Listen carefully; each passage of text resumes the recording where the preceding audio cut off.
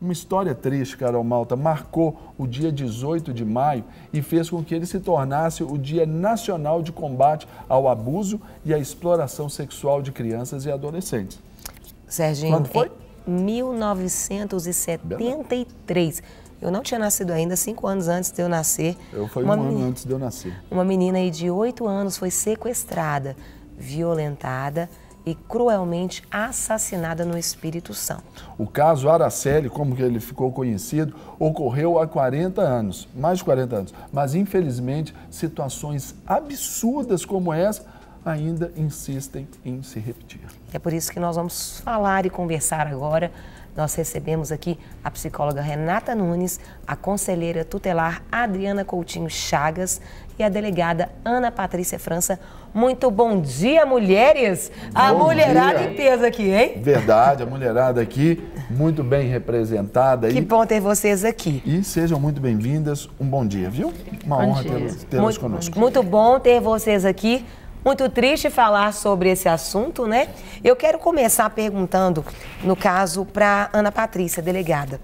O que você tem observado no dia a dia, Ana, com relação a essas questões de abuso?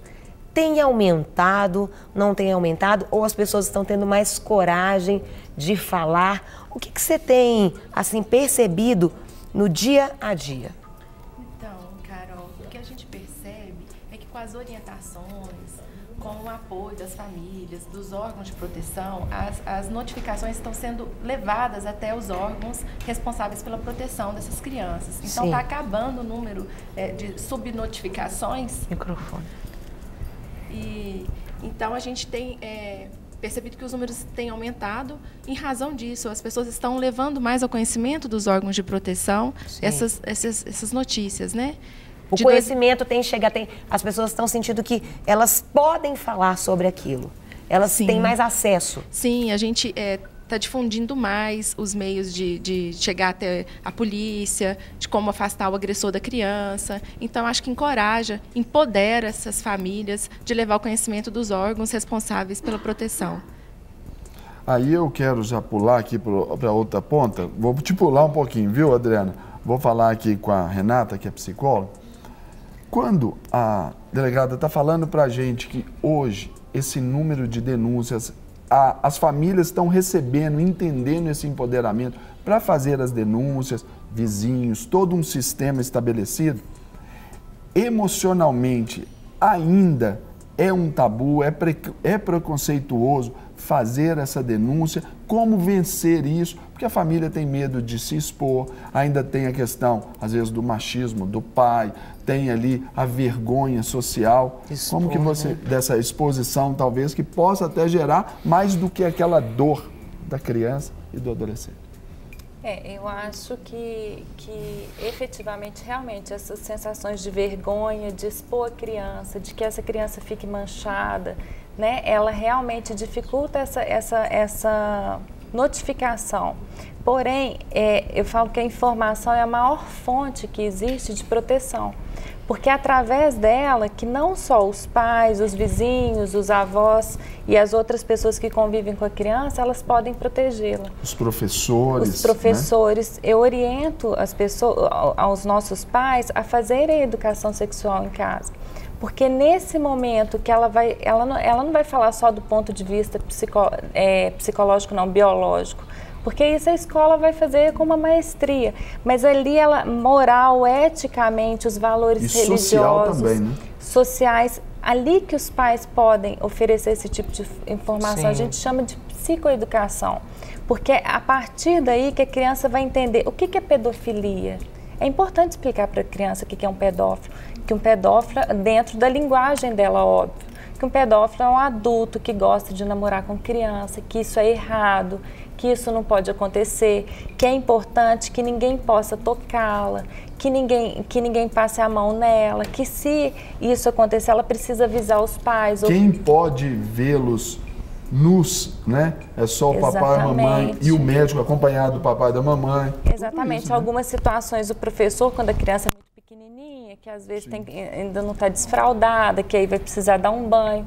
Mas assim, orientar a criança o que é certo, o que é errado, porque isso empodera ela de possibilidade de não só denunciar que alguma coisa está errada, como também de saber que aquilo não é certo e que não é culpa dela. E saber que esse processo, vamos dizer assim, seria, entre aspas, um mal extremamente necessário, né? Sim. Que aí gera proteção futura, né? Sim, porque quando você fala disso de uma maneira clara para a criança que existe, você está empoderando ela de se proteger também.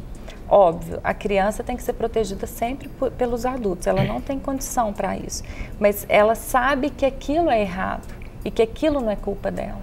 Sim. Aí eu até pergunto, Adriana, como conselheira tutelar, você vê ali bem na prática também o sofrimento dessas crianças. O que você tem encontrado hoje, no século XXI, nesse dia a dia? Os abusos realmente estão aumentando cada vez mais, né? Os abusos têm aumentado. A gente recebeu até uma informação ontem, segundo o Disco Direitos Humanos, é a 4ª violação mais recorrente de criança e adolescente, né? E como a doutora Ana Patrícia disse, eles agora estão ficando mais empoderados para poder falar, para poder contar. E aí, quando chega a mãe, geralmente lá com a criança, para relatar isso para a gente, é um sofrimento muito grande, né? A gente faz a escuta, a gente tem que ter muito cuidado para ouvir, para que a criança não se feche, né? Ela tem que contar várias vezes aquela caso. Exatamente. Ela contou, seja lá primeiro para a professora, aí chamou a mãe, aí conta para a mãe, depois vai no conselho tutelar. Eu até falei que assim, eu não forço de forma alguma a criança a falar. Eu acho que para isso, quando a gente leva para a delegacia especializada, as psicólogas de lá acolhem muito bem essa criança e elas têm o preparo para poder escutá-las. Porque depois elas têm que contar novamente no IML, provavelmente depois vai ter uma audiência e isso vem... Ela fala no mínimo umas 10 vezes a mesma coisa. Sim, eu atendi recentemente uma criança, ela foi abusada 2 anos atrás. Ela esteve lá semana passada. E ela pediu para me contar um segredo, e aí ela começou a falar no meu ouvido, cochichando, tudo exatamente o que aconteceu com ela, entendeu? Assim, ela está com acompanhamento psicológico, é muito traumatizante, né? Sim. E até, por exemplo, se for no tempo de fazer a profilaxia, a gente primeiro tem que levar para o hospital, lá também ela tem que contar para o médico, de qualquer forma ela tem que ir para a saúde, seja antes ou depois, né? Para avaliação médica. Para receber todas as novidades do canal, inscreva-se e se curtir o vídeo, clique em gostei. Aproveite para acompanhar a Rede Super nas redes sociais.